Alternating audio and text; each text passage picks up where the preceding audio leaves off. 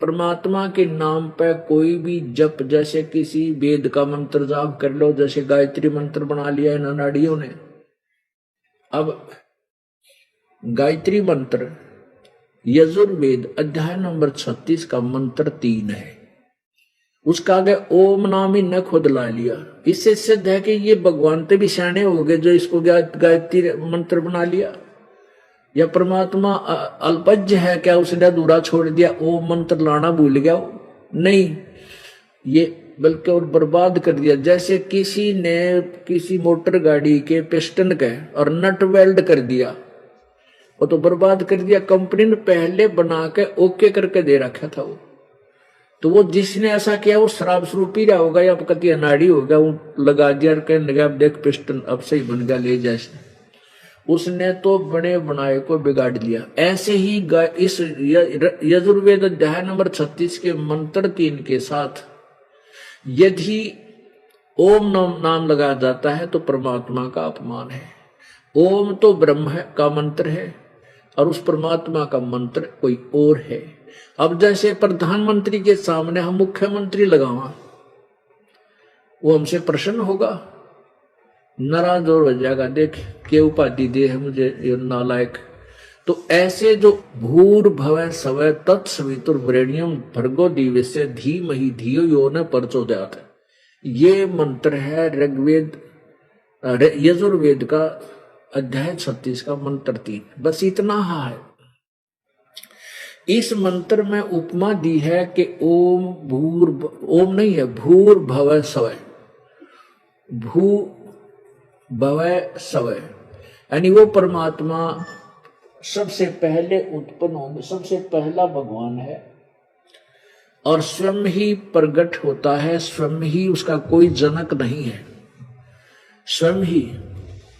और वो परमात्मा की साधना करे, वो परमात्मा हमारी बुद्धि को अपने चरणों में लगे रहने के लिए प्रेरित करे, वो पूर्ण परमात्मा है। तो इस एक मंत्र को हम लाख बार जाप कर लेंगे तो इससे ज्ञान यज्ञ बन जाएगा।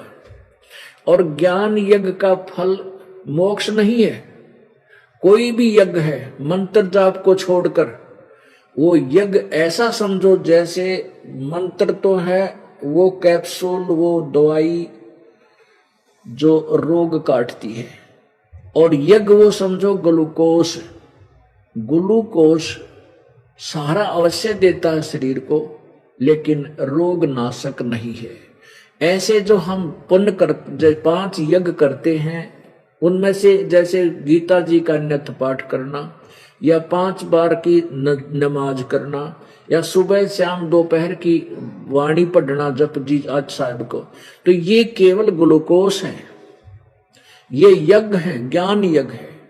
तो इस प्रकार 5 प्रकार की ग्लूकोस, 5 प्रकार की यज्ञ भी आवश्यक है, क्योंकि हम सतयुग त्रेता द्वापर से अपने पुण्यों को खराब करते आ रहे हैं, पाप इकट्ठे होते आ रहे हैं, हम दीर्घ रोगी हो गए, वीक होगी आत्मा। इसको पहले तो मजबूत करने के लिए ये यज्ञों की आवश्यकता पड़ती है। और फिर ये मंत्र के जो जाप है ओम तत्सत, ये 3 मंत्र का जाप है। ओम ब्रह्म का, तत् ये सांकेतिक, सत भी सांकेतिक, ये परब्रह्म का और पूर्ण ब्रह्म का। ये ओम तत्सत 3 निर्देश है, ब्रह्मणा त्रिविध समर्थ है। गीता जी अध्याय नंबर 17 के श्लोक 23 में स्पष्ट किया है। गीता ज्ञानदाता 8वें अध्याय के 13वें श्लोक में कहता है ओम एक अक्षरम ब्रह्म व्यवहारन माम अनुसमन ये प्रयाति तजन देहम याति परमाम गतिम। मेरा तो एक मुझ ब्रह्म का एक ओम अक्षर है, यही अक्षर है, उच्चारण करके श्रवण करता हुआ जो अंतिम श्वास तक, शरीर छोड़ने तक इसका श्रवण करता हुआ शरीर छोड़ जाता है, वो मेरे वाली गति को प्राप्त होता है। अपनी गति को 7वें अध्याय के 18वें श्लोक में स्वयं कहता गीता ज्ञानदाता कि मेरे वाली गति भी अनुत्तम है, और ये ज्ञानी लोग हैं तो उदार, लेकिन ये मेरे वाली गति में ही अनुत्तम गति में स्थित है, आश्रित है। इसलिए गीता जी अध्याय 17 के श्लोक 23 में कहा कि ब्रह्म ने उस पूर्ण परमात्मा के साधना का ओम तत्सत यही एक निर्देश है, नथिंग एल्स। ये मंत्र है, इसको तत्वदर्शी संत बताएगा। ओम तो ब्रह्म का सीधा डायरेक्ट है, वो तो इसने बता ही रखा, लेकिन तत्व और सत्य ये नहीं बता सकता, वो पूर्ण परमात्मा बताएगा। तो पूर्ण परमात्मा ने मुझ दास को बताया, इसलिए दास आपको बता रहा है। वो सांकेतिक है, केवल उपदेशी को दिया जाता है। और इन 3 मंत्र के जाप से पूर्ण मोक्ष होगा।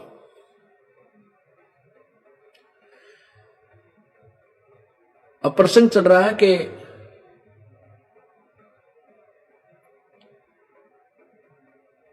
ये काल हमें यथार्थ मार्ग से अपरिचित रखता है और हम इसके जाल में फंस करके यथार्थ ज्ञान से अपरिचित रह जाते हैं। तो ये ज्ञान ना ब्रह्मा को पता हुआ, ना विष्णु को, ना शिव को, और न ही दुर्गा को प्राप्त है। ये भी भ्रमित ज्ञान दे रही है। वो परमेश्वर कृपा करते हैं तब हमारे ये ज्ञान समझ में आता है। तो हम जो प्रसंग चल रहा है उसी पर आते हैं कि अब ब्रह्म देवी ने बताया है कि वो ब्रह्म लोक में रहता है, और गीता और वेद बताते हैं कि ब्रह्म लोक तक भी पुनर्वर्ती में है। जो ओम नाम के जाप से आप ब्रह्म लोक में जाओगे, ब्रह्म लोक में ब्रह्म रहता है, लेकिन वहां जाने के बाद भी फिर पुनर्वर्ती है। गीता जी अध्याय नंबर 8 के श्लोक 16 में। इसलिए हमने गीता जी अध्याय नंबर 15 में वर्णित उस ज्ञान, उस पद को प्राप्त करने के लिए, जहां जाने के बाद फिर लौटकर संसार में नहीं आते, उसके लिए पूर्ण संत, तत्वदर्शी संत की खोज करनी है। और 17वें अध्याय के जो 23वें श्लोक में जो मंत्र है, वो 3 मंत्र का, कई इसके हरिओम गेल लगा करके हरि ओम तत्सत, यू हरि और लगा देते हैं। ये जाप नहीं है, ये जाप नहीं है कि ओम और तत् और सत, ये सत और तत् सांकेतिक है, ये दास बताएगा। फिर इनकी सिमरण की विधि भी 3 ही प्रकार से, त्रिविध 3 प्रकार से, और 3 ही भगवाना के मंत्र है। ओम ब्रह्म का मंत्र है, तत् ये परब्रह्म का मंत्र है, और सत ये पूर्ण ब्रह्म परम अक्षर ब्रह्म का मंत्र है। गीता जी अध्याय नंबर 8 के श्लोक नंबर 3 में जो कहा कि वो परम अक्षर ब्रह्म है, जिसके विषय में 7वें अध्याय के 29वें मंत्र में तत्ब्रह्म कह के पुकारा है। तो उस तत्ब्रह्म यानी पूर्ण परमात्मा की साधना का मंत्र ये दास बताएगा, वो सत्य है। ओम तत्सत, इस प्रकार इन 3 मंत्रों के जाप से हम पूर्ण मोक्ष को प्राप्त होंगे, जहां जाने के बाद फिर लौटकर संसार में नहीं आएंगे। जग सारा रोगिया रे, जिन सतगुरु वैद न जाण्या। जग सारा रोगिया रे, जग सारा रोगिया रे, सतगुरु वैद न जाण्या। जग सारा रोगिया रे, जन्म मरण का रोग लगा है, तृष्णा बडरी खांसी। ये जन्म मरण का रोग लगा है, तृष्णा बडरी खांसी। आवागमन की डोर गले में पड़ी काल की फांसी। जग सारा रोगिया रे, जिन सतगुरु वैद न जाण्या। जग सारा रोगिया रे। भाई देखा देखी गुरु शिष्य होगे, किया न तत्व विचारा। देखा देखी गुरु शिष्य बन गे, किया न तत्व विचारा। गुरु शेष दोनों के सिर पर युकाल ठोके पंजारा। जग सारा रोगिया रे, जिन सतगुरु वैद न जाण्या। जग सारा रोगिया रे, जग सारा रोगिया रे, जिन सतगुरु वैद न जाण्या। जग सारा रोगिया रे। भाई सच्चा सतगुरु को यह न पूजे, इन झूठों जगपतियासी, साचा सतगुरु कोई न पूजै। इन झूठों जगपतियासी, अंधे की बागही अंधे नय मार्ग कौन बतासी। जग सारा रोगिया रे, जिन सतगुरु वैद न जाण्या। जग सारा रोगिया रे, जग सारा रोगिया रे, जिन सतगुरु वैद न जाण्या। जग सारा रोगिया रे। सार शब्द सर जीवन बूटी, गैस गैस अंग लगावे। सार शब्द सर जीवन बूटी, गैस गैस अंग लगावे। कहे कबीर तुम सत कर मानो, या जन्म मरण मिट जावे। जग सारा रोगिया रे, जिन सतगुरु वैद न जाण्या। जग सारा रोगिया रे, जग सारा रोगिया रे, जिन सतगुरु वैद न जाण्या। जग सारा रोगिया रे। सार शब्द सर जीवन बूटी, गैस गैस अंग लगावे। सार शब्द सर जीवन बूटी, गैस गैस अंग लगावे। कहे कबीर तुम सत कर मानो, या जन्म मरण मिट जावे। जग सारा रोगिया रे, जिन सतगुरु वैद न जाण्या। जग सारा रोगिया रे। अब पुण्यात्माओं, परमात्मा की अमृतवाणी आज से 600 वर्ष पहले हमारे लिपिबद्ध हुई थी, लेकिन हम नहीं पहचान सके भगवान कहना के चाहे। सारा जग रोगिया, ब्रह्मा विष्णु महेश भी मरेगा। गगन में आग लगी बड़ी भारी, साधो आग लगी बड़ी भारी। कहते ब्रह्मा जल गया, विष्णु जल गया, शंकर लट गया, जल गया लटाधारी। अब ये पॉइंट हम नहीं समझ सके कबीर भगवान ऐसा क्यों कहा करते थे। मन दुख होता था कि कबीर जी ब्रह्मा विष्णु महेश को कहते हैं सब जल जाएंगे। अब पता चला इनके इतिहास से, इनकी हिस्ट्री से कि नाशवान है, ये अविनाशी नहीं है, इनकी मृत्यु होती है। कौन बताता है? इन्हीं की हिस्ट्री जो देवी पुराण, विष्णु पुराण, शिव पुराण आदि में लिखी है। अब देखिएगा थोड़ा सा झलक ब्रह्मा विष्णु महेश की स्थिति का। यही दुर्गा पुराण, देवी पुराण, गीता प्रेस गोरखपुर से प्रकाशित है। संपादक हनुमान प्रसाद पोदार, चिन्मलाल गोस्वामी। ये वहीं से प्रकाशित है।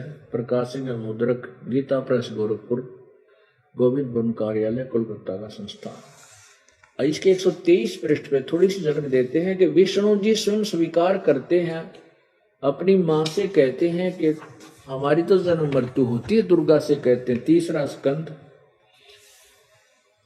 ब्रह्मा जी का भगवती चरणों में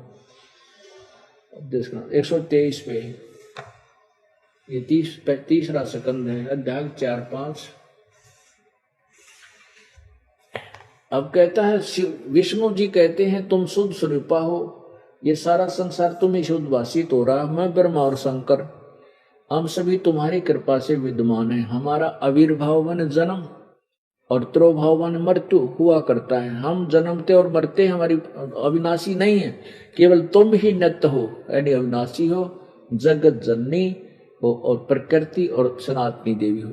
अब ये प्रकृति दुर्गा को कहते हैं, ये ध्यान रखना, ये आपका गीता जी में काम आओगा। जब गीता जी में सुनावांगे कि प्रकृति दुर्गा है, इससे ब्रह्मा विष्णु महेश, रजगुण ब्रह्मा, सतगुण विष्णु, तमगुण शिव जी उत्पन्न होते हैं। अब यहाँ शंकर भगवान स्वयं स्पष्ट करते हैं कि हम तमोगुण हैं और मेरी और ब्रह्मा की उत्पत्ति भी आपसे हुई है। शंकर भगवान बोले, देवी यदि महाभाग विष्णु तुम्ही से प्रगट यानी उत्पन्न हुए हैं, तो उनके बाद उत्पन्न होने वाले ब्रह्मा भी तुम्हारे ही बालक हुए। फिर मैं तमोगुणी लीला करने वाला शंकर क्या तुम्हारी संतान नहीं हुआ? अर्थात मुझे भी उत्पन्न करने वाली तुम ही हो। शिवे, पूर्ण संसार की सृष्टि करने में तुम बड़ी चतुर हो। इस संसार की सृष्टि, स्थिति और संहार मैं तुम्हारे गुण सदा समर्थ हैं। उन्हीं तीनों गुणों से उत्पन्न हम ब्रह्मा विष्णु एवं शंकर नियमानुसार कार्य में तत्पर रहते हैं। इससे क्या सिद्ध हो गया कि ब्रह्मा रजगुण ब्रह्मा है, सदगुण विष्णु, तमगुण शिव जी है, दुर्गा इनकी माता है और ये तीनों नाशवान है, इनकी जन्म मृत्यु होती है। तो परमात्मा कहते हैं 7 ब्रह्मा की मृत्यु के बाद एक विष्णु की मृत्यु, 7 विष्णु की मृत्यु के बाद एक शिव की मृत्यु, और 70,000 ये शिव मर जाएंगे जब एक ब्रह्मलोक का एक ब्रह्मांड का विनाश होगा। और ब्रह्मलोक में जो ब्रह्म रहता है इसकी मृत्यु ओए होए। और ये एक युग होगा परब्रह्म का, ये एक युग होगा परब्रह्म का। 70,000 त्रिलोकीय शिव मर लेंगे जब एक बार ब्रह्मलोकीय ब्रह्म मरेगा, यो काल मरेगा, तो ये एक युग होगा परब्रह्म का। ओहो। और ऐसी जैसे ब्रह्मा जी की एक रात्रि और दिन कितने को, एक दिन है 1008 चतुर्युग का। एक चतुर्युग में कितने वर्ष होते हैं? 43,20,000 हमारे जो वर्ष है। और 1000 हम इसको 1000 चतुर्युग का लेकर चलते हैं लमसम। 1000 चतुर्युग का ब्रह्मा का दिन, 1000 चतुर्युग की रात, ऐसे 30 दिन रात का महीना और 12 महीने का एक वर्ष ब्रह्मा जी का। ऐसे ब्रह्मा जी की 100 वर्ष की आयु, तो ऐसी 700 वर्ष की होगी विष्णु की, 4900 वर्ष की होगी शिव की। यो मर गए। और 70,000 बार जब शिव मर जाएगा तब एक ब्रह्म मरेगा 70,000 बार मरने के बाद। अब आगे गिनती समाप्त हो जाती, इसलिए यहां फिर एक युग हो गया परब्रह्म का। एक ब्रह्म की मृत्यु, जो 70,000 शिव की मृत्यु के बाद एक ब्रह्म मरेगा, यो एक परब्रह्म का एक युग हो गया। ऐसे अब आगे चतुर्युग नहीं है। गीता जी अध्याय नंबर 8 के श्लोक नंबर 17 में इस परब्रह्म के विषय में जानकारी है कि इसका 1000 युग का दिन है, 1000 युग की रात्रि है। नोट चतुर्युग, उसमें चतुर्युग नहीं लिखा है। ये अज्ञान अनजान थे अनुवाद करता है, इनको ये नहीं समझ सके इस मार्ग को, इसलिए उन्होंने ब्रह्मा जी का दिन बता दिया, ब्रह्मा जी की रात नहीं, उसका जिक्र नहीं है इसमें। तो 1000 युग का परब्रह्म का दिन और इतनी रात्रि और 30 दिन रात का महीना और 12 महीने का एक वर्ष, और ऐसे 100 वर्ष की आयु है परब्रह्म की। और परब्रह्म भी मरेगा, लेकिन पूर्ण ब्रह्म कबीर देव ये कभी नहीं मरता। एती उम्र बुलंद मरेगा अंतरे, क्योंकि कोई सतगुरु लगे न कान न भेंटे वो संतरे। इतनी लंबी उम्र भी अगर तूने प्राप्त कर ली तो तेरी मृत्यु अंत में होगी। क्यों? क्योंकि तुझे 34वें श्लोक में गीता जी में जो लिखा है वो तत्वदर्शी संत नहीं मिला। इसलिए परमात्मा कहते हैं जग सारा रोगियो रे, जिन सतगुरु बैद न जाना, जग सारा रोगियो रे। बोलो सतगुरुदेव। परम पिता परमात्मा पूर्ण ब्रह्म परम अक्षर ब्रह्म सत्य पुरुष अविनाशी परमेश्वर कबीर देव कबीर प्रभु अपनी प्यारी आत्माओं को अपने निज स्थान सुख में स्थान सतलोक की जानकारी देने के लिए, अपनी महिमा बताने के लिए वो परमेश्वर स्वयं ही यहाँ इस काल के लोक में आते हैं। वो परमेश्वर जैसा कि आपको पहले सत्संग में सुनाया कि वो चारों युगों में आते हैं। वो परमेश्वर प्रत्येक युग में आते हैं और काल भगवान के द्वारा फैलाए गए अज्ञान को वो परमात्मा तत्व ज्ञान रूपी शस्त्र के द्वारा फिर उसको काटकर साफ करते हैं। परमेश्वर कबीर जी अपनी प्यारी आत्माओं को, पुण्य आत्माओं को, श्रेष्ठ आत्माओं को आकर मिलते हैं और उनको अपनी महिमा से परिचित कराते हैं। वो पुण्यात्मा फिर उस परमेश्वर की महिमा आंखों देखी कलम तोड़ सुनाते हैं। पुण्यात्माओं, अब वो समय चल रहा है जिसको बिचली पीढ़ी कहते हैं। इस कलियुग की प्रथम पीढ़ी वो थी जिसमें परमेश्वर सन 1398 में संवत 1455 से लेकर और सन 1518 संवत 1575 तक वो परमेश्वर इस धरातल पर मनुष्य सदृश शरीर में प्रकट रहे। मनुष्य जैसी लीला करके सहशरीर चले गए, सहशरीर आए थे। वो प्रथम चरण था, वो प्रथम पीढ़ी थी। परमेश्वर कबीर देव जी अपनी प्यारी आत्माओं को आकर मिलते हैं, श्रेष्ठ आत्माओं को। किन किन को मिले? आदरणीय धर्मदास जी को मिले, आदरणीय मलुकदास जी को मिले, आदरणीय नानक साहेब जी को मिले, आदरणीय दादू साहेब जी को मिले, आदरणीय गरीबदास जी को मिले, आदरणीय गीसा दास जी को मिले।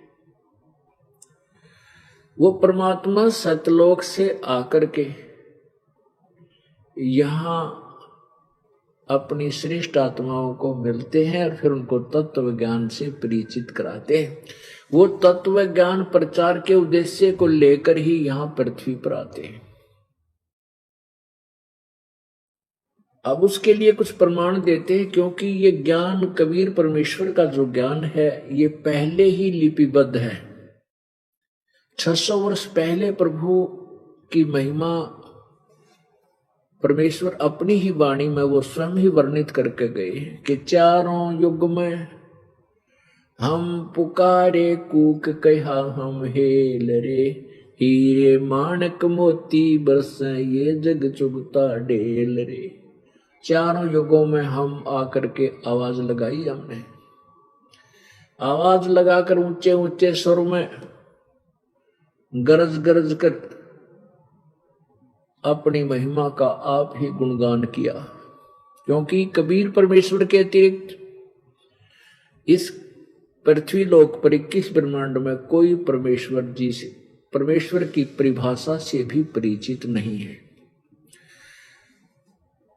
और ये काल भगवान अपने दूत भेज कर ये नकली संत बना करके, नकली झूठे मैं ऋषि बना करके यहां भेजता है और कोरा अज्ञान प्रचार करवाता है। वो चाहता है कि किसी को भी परमात्मा पूर्ण ब्रह्म की जानकारी ना रहे, ये उआ बाई बकते रहें, एक दूसरे ने कहते सुनते रहें और इस अज्ञान के ऊपर आरूढ़ रहें। और जिस समय वो परमेश्वर आता है, क्योंकि चारों युगों में आता है, काल को पता है, वो जब परमेश्वर आवेंगे या परमेश्वर का कोई प्रतिनिधि नुमाइंदा आवेगा, उसकी कोई भी मानव बात को स्वीकार नहीं करेगा। क्योंकि वो परमेश्वर स्वयं आए हैं या दास को ड्यूटी लग दी है, सेवा दी है।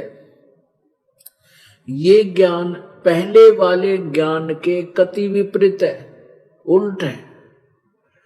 इसलिए जो पहला ज्ञान हमने अज्ञान सुना हुआ है, लोक वेद सुन रखा है, उसमें हम रंगे पड़े हैं, कति परिपूर्ण है। और इस ज्ञान को सुनते ही एकदम दिमाग में सटराइक होती है और ये मन बगावत कर देता कि नहीं, झूठ है, झूठ है, ऐसा नहीं हो सकता, हमने कभी नहीं सुना। आज ये कह रहा है, रामपाल कह रहा है ब्रह्मा विष्णु महेश के माता पिता है, ये कहां से ले आया?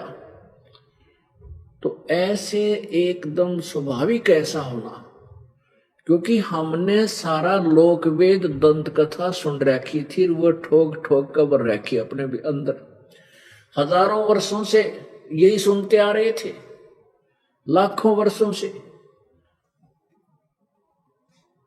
अब कबीर परमेश्वर जी कहते हैं, और ज्ञान सब ज्ञानड़ी, यो कबीर ज्ञान सो ज्ञान, जैसे गोला तोब का अब करता चले मैदान। अब कबीर परमेश्वर जी का यो तत्व ज्ञान तोब का गोला है। अब यो सब के किले, ये नकली किले बना रखे इन संतों ने, ये पंथ बना रखे, अलग अलग से धर्म बना लिए। ये ऐसा ज्ञान है, इन सब को एकम एक कर देगा। ये सब अज्ञान हटा देगा। तो उस परमेश्वर के बारे में ये दास पहले ही आपको कहा करता था, क्योंकि परमेश्वर के विषय में प्रमाण है कि परमेश्वर दादू साहेब जी को मिले, गरीबदास जी को मिले, गांव छुडानी, जिला झज्जर, हरियाणा, भारत में। उसमें गरीबदास जी 10 वर्ष की आयु के थे। आदरणीय गरीबदास साहेब जी 10 वर्ष की आयु के थे, सन 1727 में। और अपने ही गौओं के, अपने ही गायों के वो गवाले बन के गए हुए थे, पाली। उन्हीं का अपना खेत जो गांव कबलाना की सीमा पर है, उस खेत में गौवे चरा रहे थे। वहां परमात्मा कबीर जी सतलोक से चलकर आए, एक साधु महात्मा यानी जिंदा महात्मा के वेशभूषा में। जिंदा महात्मा मुसलमानों में होते हैं अधिकतर।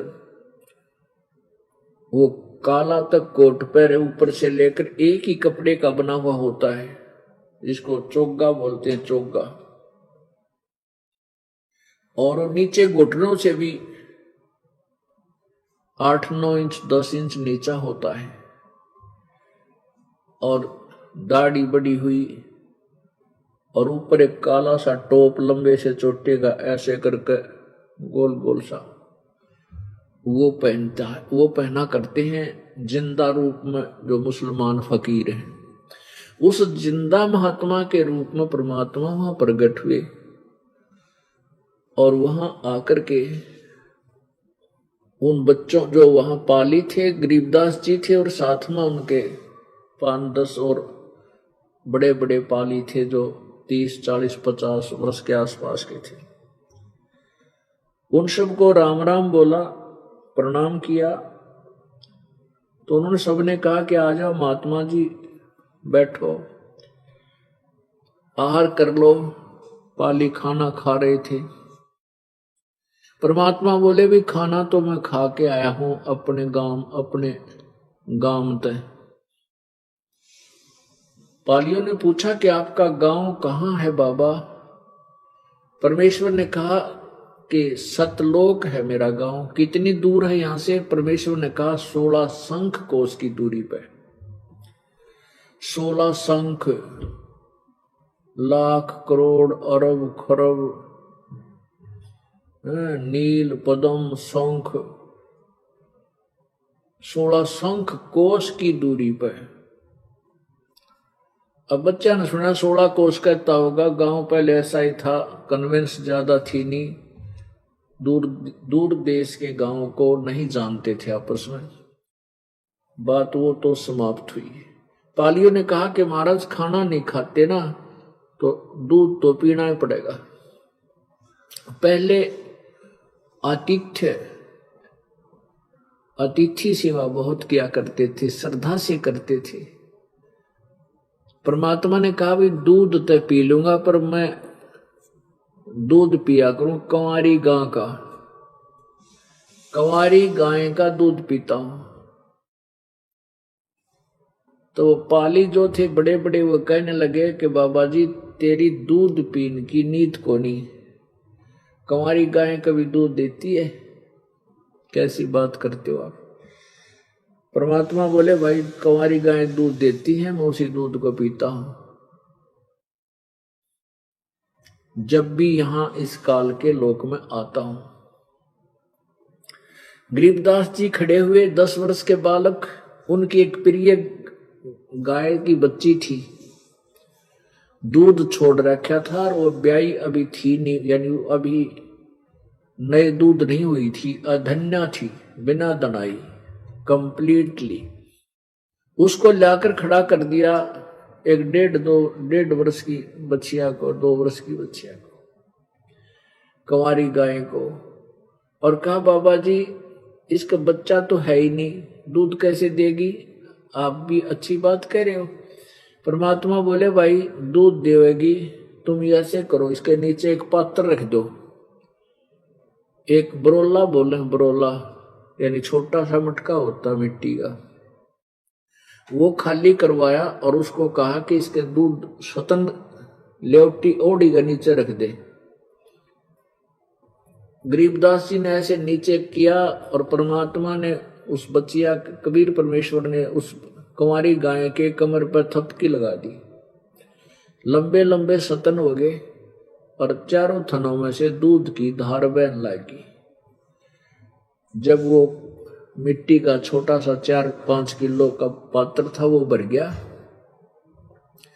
भरते ही दूध अपने आप बंद हो गया।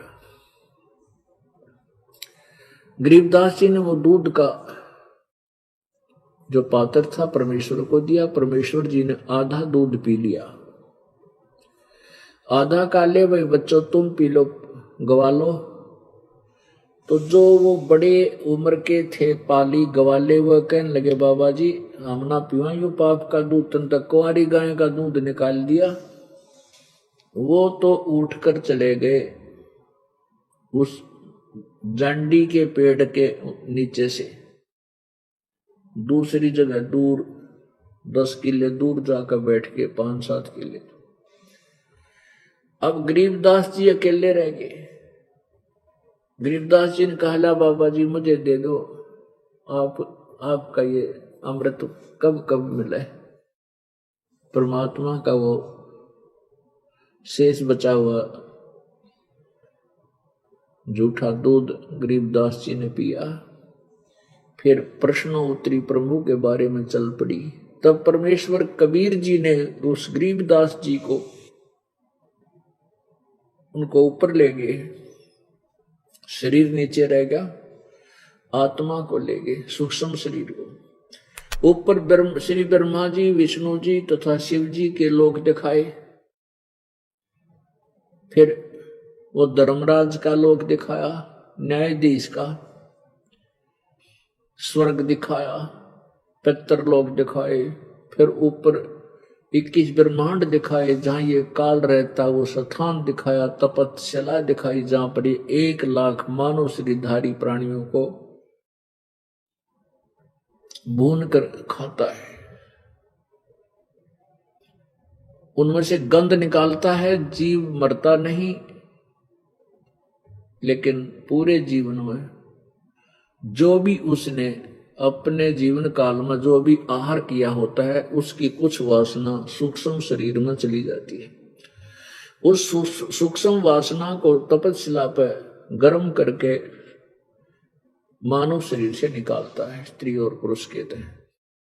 उस 1 लाख मनुष्यों के उस गंध को वो खाता है। जीव अपने कर्माधार से अन्य स्थानों पर चला जाता है। किसी ने स्वर्ग प्राप्त करनी, स्वर्ग में चला गया, नरक प्राप्त, भाग्य में नरक है तो नरक में चला गया, मनुष्य बनना मनुष्य बन गया, अन्य प्राणियों के संस्कार है, अन्य प्राणियों की योनियों में चला जाता है। और फिर सतलोक दिखाया जहां पर कबीर परमेश्वर अन्य रूप में विराजमान है। वहां पर एक सफेद गुम्बज के अंदर प्रभु विराजमान है। अरस कुरस पर श्वेत गुमट है जहां सतगुरु का डेरा, श्वेत छतर सिर मुकुट विराजे देखत ना उस चेहरे नु। सतलोक के अंदर परमात्मा तेजो में शरीर युक्त मानव सदृश शरीर में विराजमान है।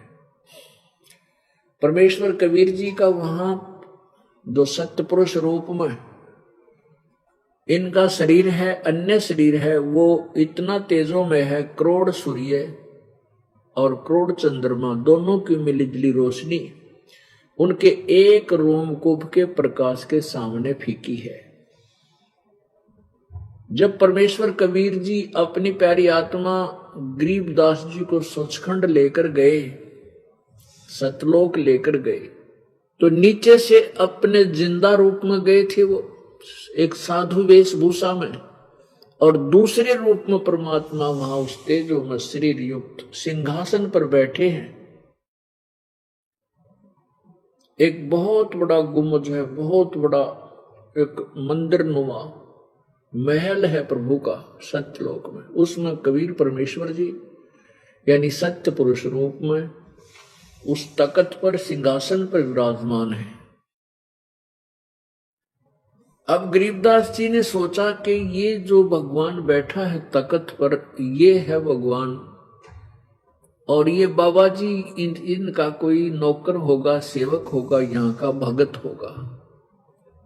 कबीर परमेश्वर जी ने जो संत वेशभूषा में थे, जिंदा महात्मा की वेशभूषा में थे, उन्होंने जाकर के वहां एक चंवर रखा था, सफेद सब सफेद बालों का देखा अपने यहाँ चंवर करते हैं, घोड़े की पूंछ जैसे बाल होते हैं उसके, ऐसा चंवर उठा करके और कबीर अपने ही दूसरे रूप पूर्ण परमात्मा के ऊपर चंवर करने लगे ऐसे श्रद्धा पूर्वक। तो गरीबदास जी ये सोच रहे थे कि ये तो बाबा जी तो नौकर है और भगवान ये बैठा तख्त पे, यो भगवान है, परमात्मा है। फिर क्या हुआ कि वो तख्त पर विराजमान जो परमेश्वर वो खड़े हुए, और जिंदा रूप में जो नीचे से गया था वो तख्त के ऊपर विराजमान हुआ, और तेजो में शरीर वाला प्रभु का उस जिंदा महात्मा के ऊपर चौड़ करने लगे ऐसे ऐसे। अब गरीबदास साहिब जी की आत्मा सोच रही है कि भगवान और बाबा जी पर चौड़ करने लग गया, ये महात्मा भी भाई कोई शक्तिशाली दिखा है। इतने में क्या हुआ कि वो जो तेजो में शरीर था वो जिंदा वाले महात्मा जो तख्त पर विराजमान थे उसमें समा गए। अकेले जिंदा महात्मा रूप में जो नीचे से गए थे परमेश्वर, वो उस पूरे ओवरऑल कंट्रोलर यानी कुल मालिक के तख्त पर विराजमान थे। तब परमेश्वर गरीबदास जी ने सोचा भी ओ हो बाबा जी तो भगवान ने पढ़ा है तो परमात्मा ही था, इससे दो रूप बना रखे थे, यही दोनों स्थानों पर यही था। फिर चरणों में पड़ गया, दंडवत प्रणाम किया, हे परमात्मा, हे भगवान, आप हमारे लिए वहां गए थे, हे परमेश्वर, ये तो बहुत बढ़िया लोक आपका, हे परमात्मा मैं ना जाऊं यहां से, मैं तो यही रहूंगा। तो परमेश्वर कहने लगा, भाई बच्चा बात सुन ले, यहां रह तो जाएगा पर मेरा काम अधूरा रह जाएगा। गरीबदास साहब जी को परमात्मा ने पूरी डिटेल बताई कि तुम सभी यहां रहा करते, ये सब के मकान खाली पड़े हैं, नो के नो सुंदर महल है, यहाँ के राजा महाराजा पूरी पृथ्वी के राजा का सुंदर महल नहीं हो सकता जहां वहां पर एक एक आत्माओं का वहां महल है अलग अलग से। और भाई तुम सारे यहाँ रहा करते, इस काल के जाल में ऐसे फंस गए तुम, अब आप वापस जाओ और मेरी महिमा से परिचित कराओ, सभी जन जन को समझाओ, ताकि इस काल के चुंगलते अपनी प्यारी आत्माओं को हम निकाल कर ला सके। आप जाओ, मेरे गवाह बनो, लेकिन मेरी महिमा की वाणी बोलेगा तू, और इस वाणी को कोई नहीं खोल सकेगा, तेरे द्वारा बोली गई वाणी को। अब जब ये बीचली पीढ़ी आवेगी तब तक इस ज्ञान को हमने छुपा कर रखना है, नहीं तो नकली संतों के हाथ लग जाएगा और ये सिमिलर मिलता जुलता सारा ज्ञान बताने लग जाएंगे। और जब बिचली पीढ़ी आवेगी तो हम उसमें भिन्नता नहीं कर सकेंगे, और भिन्नता करे बिना जीव अपने को पहचान नहीं सकेगा। इसलिए परमात्मा ने वो ज्ञान इन सबको बता दिया। इन्होंने परमात्मा के से मिल, जिन जिनको परमात्मा आकर मिले थे, उन प्यारी आत्माओं ने, उन श्रेष्ठ आत्माओं ने कबीर परमेश्वर की महिमा अपनी अमृत वाणी में लिख दी। आज वो एफिडेविट हो गए उनके, आज वो एफिडेविट बन गए हमारे लिए, कबीर परमात्मा को परमात्मा सिद्ध करने के लिए। अब हम आसानी से पहचान लेंगे अपने परम पिता को और फिर उसके चरणों में लग जाएंगे। हम काल से बाहर हो जाएंगे, फिर काल हमारा कुछ नहीं बिगाड़ सकेगा। हम सतलोक चले जाएंगे। जब तक हम यहाँ पृथ्वी लोक पर अपने संस्कार वश रहेंगे तो भी परमात्मा हमारी मदद करेगा, और हमारे भाग्य में ना होगा आवश्यक वस्तु वो भी देगा, हमारे ऊपर आने वाली आपत्तियों को टालेगा, और फिर हमारे अंदर दृढ़ विश्वास होगा कि सचमुच ये कबीर परमात्मा है।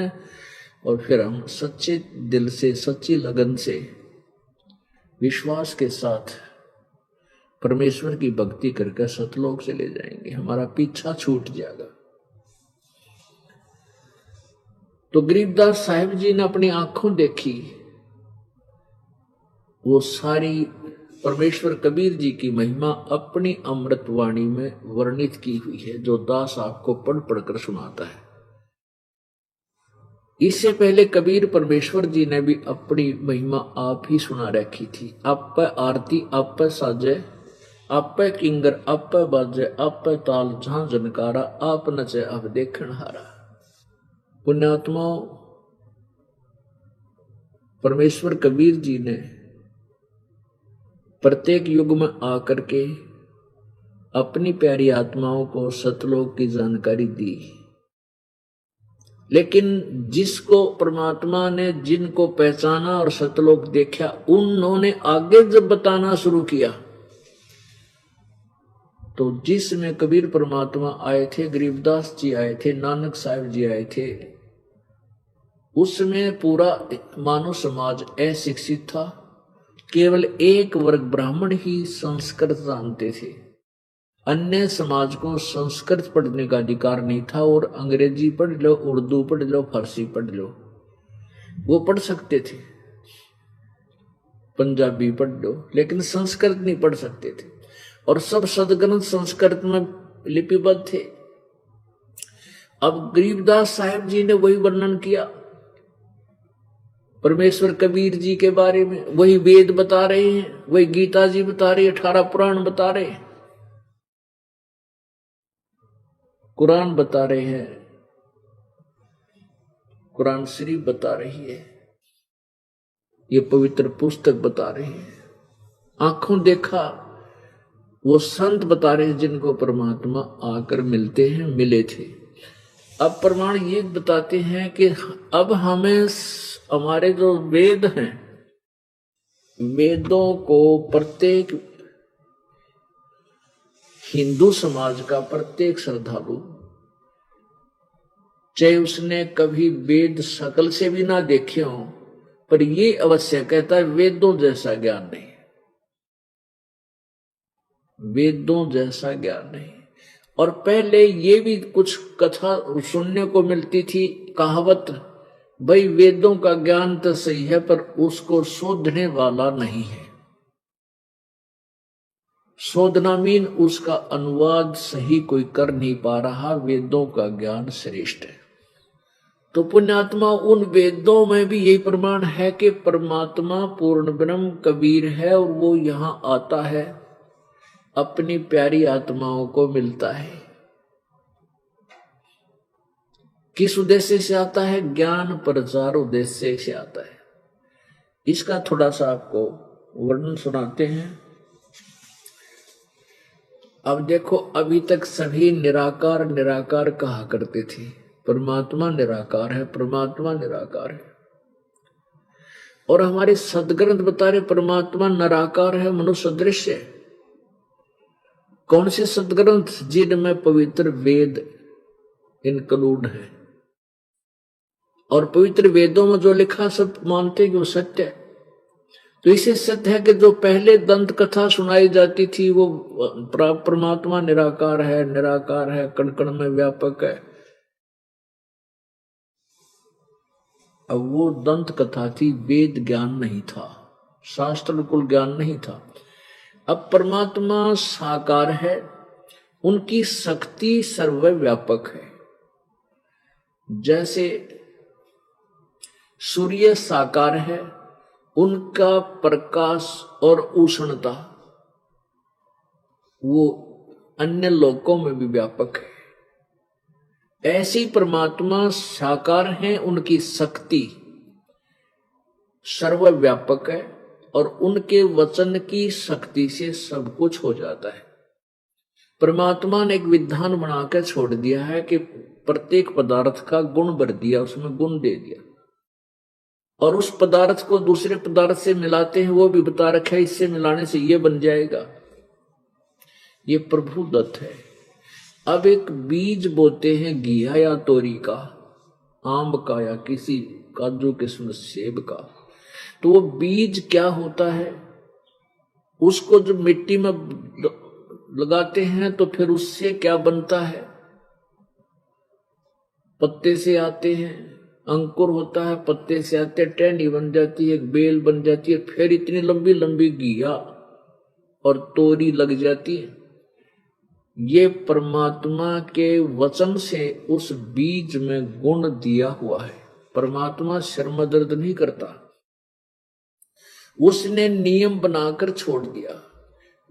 जब उसको प्रॉपर वो रेशों में जल मिल जाएगा, नमी मिल जाएगी, तो वो अपने आप क्रिया में आ जाएगा। ये परमात्मा की शक्ति, वचन शक्ति से सब कुछ हो रहा है।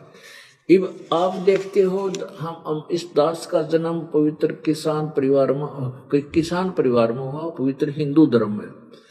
और हम क्या देखा करते खेतों में, मई और जून में खेतों में जमीन पर कोई घास नाम की चीज नहीं रहती थी, उसको बा दिया करते आली, ऐसे हल्के साथ ऐसे कर देते थे, उसमें कोई घास नहीं रहता था, और ना कितना कोई बीज दिखा था। जब वर्षा हो जाती, देखो उसमें इतने प्रकार के पौधे, छोटी छोटी झाड़ियां नरी उग जाती, उनको काट देते फिर उग जाती। तो वो बीज कहां था? वो कहां से आ गया? ये गॉड गिवन है। परमात्मा जब चाहे जो कर दे। तो पुण्यात्माओं, परमेश्वर परम शक्ति है, वो कबीर देव है, और उसने ही सारे ब्रह्मांडों की रचना की है।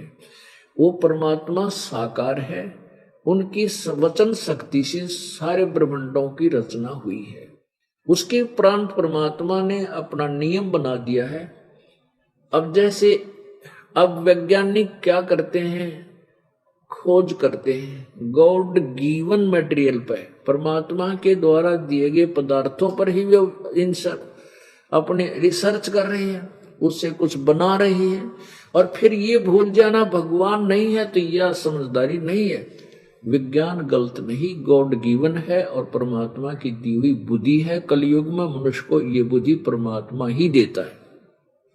अब जैसे एक बार प्रलय होगी, पृथ्वी पर जल हो जाएगा, सैकड़ों फुट पानी पूरी पृथ्वी हो जाएगा। कब? जब कलयुग का अंत होगा। उसके बाद क्या होगा कि धीरे धीरे ये जल सूखना शुरू होगा। परमात्मा की ऐसी लीला है कि कहते हैं कि फिर ऐसे 10 सूर्य और आ जाएंगे, ऐसे चक्कर लगाते लगाते उनकी ऐसी समय निर्धारित किया हुआ कि फिर वो इतनी स्पीड से उस जल को खत्म करेंगे और फिर वो धीरे धीरे दूर दूर चले जाएंगे, एक सूर्य रह जाएगा और पूरी पृथ्वी वन ही वन हो जाएंगे। कलयुग के अंत में ये पृथ्वी इतनी खराब हो जाएगी, 3.5 फुट तक इसमें उपजाऊ अंश नहीं रहेगा।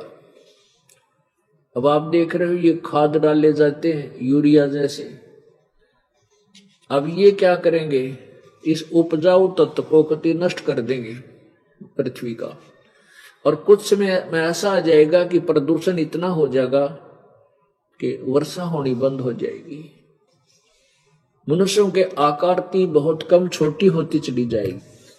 जब कलयुग का अंत होगा उसमें ज्यादा से ज्यादा 1.5 फुट मानव की हाइट रह जाएगी। 1.5 फुट, ज्यादा से ज्यादा को गुना तगड़ा होगा 2 फुट का होगा। और 5 वर्ष की लड़की परवश करा करेगी, 20 वर्ष की आयु रह जाएगी, 15 उसमें से 15 वर्ष मुश्किल से जिया करेंगे, यानी 20 वर्ष की आयु होगी, 5 उसमें खंड बताई है। जैसे हम 100 मानने हैं तो 80-90 में तकरीबन मर लेते हैं, मनुष्य की आयु 100 मानकर अब चल रहे हैं। तो कहने का भाव यह कि वहां फिर इंसान क्या करेंगे, बिल खोद कर आ करेंगे, धार्मिक व्यक्ति नहीं रहेंगे, वर्षा होनी बंद हो जाएगी, जैसे ओस गिरा कर ऐसे वर्षा होया करेगी। फिर नीकलंक नाम का एक अवतार धार के विष्णु अवतार बनकर आएगा, वो आत्मा राजा हरिश्चंद्र जी की होगी। वो फिर उस समय कृतघ्नी लोग हो जाएंगे, कलयुग में इतने निकम्मी आत्मा हो जाएंगी, कोई लाज रहे नहीं, कोई शर्म नहीं रहे, तो उन सब को वो काटेगा, खत्म करेगा, मारेगा। अच्छी आत्माओं का जन्म ऊंचे स्थल पर होगा, पर्वतों के ऊपर, और यह पृथ्वी पर जल ही जल हो जाएगा। तो फिर क्या होगा, पूरी पृथ्वी पर जल भर जाएगा और जो ये खाद का विष पृथ्वी में नीचे तक पहुंच जाएगा, वो फिर जल से ऊपर आएगा, काफी वर्षों तक वो जल रहेगा, फिर वो जल से ऊपर आ जाएगा और पृथ्वी के अंदर तक वो पवित्रता फिर आ जाएगी, उपजाऊ तत्व फिर आ जाएगा। फिर वो पानी जल सूखेगा, जैसे आपको बताया कि कई सूर्य आ जाएंगे, धीरे धीरे वो जल सूख जाएगा। फिर सतयुग प्रारंभ होगा, उसमें पूरी पृथ्वी पर वन ही वन हो जाएंगे। और वन क्या होता है, वो ऑक्सीजन छोड़ते हैं, पौधे ऑक्सीजन ज्यादा छोड़ते हैं और कार्बन डाइऑक्साइड को लेते, इस करके प्रदूषण को नष्ट कर देंगे और फिर बहुत अच्छा वातावरण हो जाएगा। अच्छी आत्माओं का जन्म फिर सतयुग से फिर प्रारंभ होगा। ऐसे ये कलयुग, सतयुग, त्रेता, द्वापर, कलयुग की ये परिक्रमा चलती रही। अब हमारा जो प्रसंग चल रहा है वो ये है कि परमात्मा चारों युगों में आते हैं और वो परमात्मा सशरीर है, मनुष्य जैसा है। ये प्रमाण हम वेदों में करना चाहते हैं ताकि आपका जो पहले सुना हुआ ज्ञान वो आपका पीछा छोड़ दे, वो भूत की तरह चपट गया हमारे। और पहली बार सुनते हैं तो इतना बुरा लगा है कि नहीं, हमने तो कुछ सुना है को नहीं। अरे हम हिंदू धर्म में जन्म होने के कारण श्री कृष्ण, श्री रामचंद्र जी, विष्णु और शिव जी के पुजारी थे। श्री विष्णु जी की पूजी मूर्ति रखते थे, चित्र की, पीतल की और कागज की। और फिर भी कोई पूछता था, वे भगवान देखा था ना, आप ध्यान लगाते हो? और कहाँ ध्यान लगाता हूं। भगवान कैसा? भगवान तो निराकार है, प्रकाश ही प्रकाश है, भगवान को दिखाई थोड़ा देता है। और राम और कृष्ण की, भगवान विष्णु और शिव जी की पूजा करें, उनकी मूर्ति साकार सामने रखी है, फिर भी नहीं, भगवान तो निराकार है। ऐसी निराधार सोच थ्योरी सिद्धांत था हमारा, जिसका कोई सिर पैर नहीं था, और वो अभी तक विद्यमान है। किसी पंथ में किसी संत ने किसी की उसकी थ्योरी सिद्धांत पढ़कर देख ले उनकी बुक पुस्तक में, ये हुआबाई का ज्ञान पाओगा। केवल कबीर परमेश्वर के अतिरिक्त और उन संतों के अतिरिक्त जिनको परमात्मा आकर मिले हैं, बाकी किसी को कह का ज्ञान नहीं परमेश्वर के विषय में। अब आपको वेदों में ये दिखाना चाहते हैं कि परमात्मा साकार है और वो मनुष्य सदृश शरीर में विद्यमान है।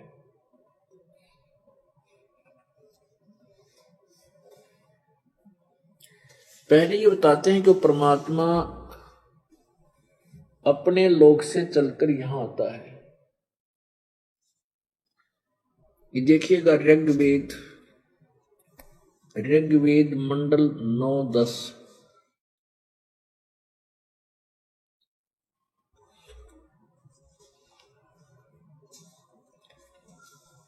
इस पे महर्षि दानंद का नाम लिखा है, बाकी इसका अनुवादक कोई और है। फिर भी ये देखिएगा, प्रकाशक है सार्वदेशिक आर्य प्रतिनिधि सभा, महर्षि दानंद भवन, रामलीला मैदान, नई दिल्ली। ऋग्वेद भाषा भाष्य, आर्य भाषा भाष्य, महर्षि दानंद सरस्वती कृति। गलत लिखा इन्होंने, ये दानंद का किया हुआ नहीं है। इन्होंने इसलिए फीत ला दी इसकी कि इसके नाम ते ये वेद बिकजा थी। मुद्रक है Prince offset printers, 1510, Pataudi house, Daryaganj. वास्तविकता ये है, ये देखिएगा, एक और ऋग्वेद का अनुवादक है, ये देखिएगा, इसने निर्णय दिया है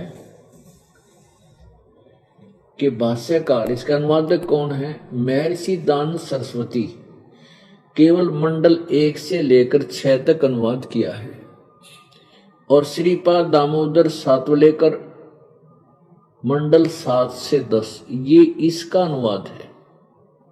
शेष जो अनुवाद हैं इस श्रीपाद दामोदर सातवलेकर द्वारा अनुवाद किया है, 1 से 6 दानंद के द्वारा, सरस्वती द्वारा 1 से 6। और इन्होंने इसलिए इस पर वो ला रखी है फीत, ये गलत लिखा इन्होंने कि दानंद के नाम से आदमी खुश होकर ले लेता। महर्षि दानंद द्वारा अनुवादित है, बड़ा बढ़िया अनुवाद किया होगा। और महर्षि दानंद तो सारा गोबर बना रखा है इस वेदों का, जहां इसने अनुवाद किया कति सर्वनाश कर रखा है उसका, कोई ठीक से अनुवाद किया ही नहीं। बल्कि ये जो अनुवाद इन्होंने किया है ये कुछ हद तक ठीक है।